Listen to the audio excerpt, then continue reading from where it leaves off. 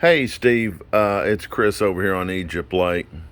My door has stopped working, the sliding glass door, and basically when I try to unlock it, this top lever is not moving correctly.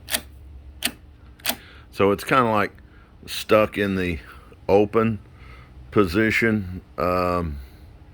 So I can't really close the door or lock the door because of this thing here.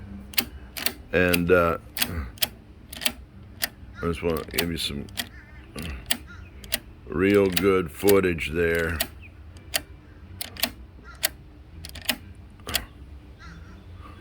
It doesn't go all the way up. It goes about halfway and stops. Even if I try to hold this with my finger,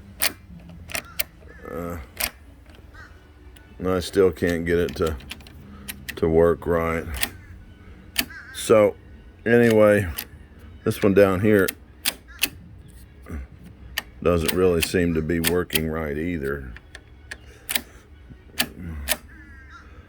All right, so something's going on. It's stuck in the open position, so it will not close and lock. Let me know what you can do.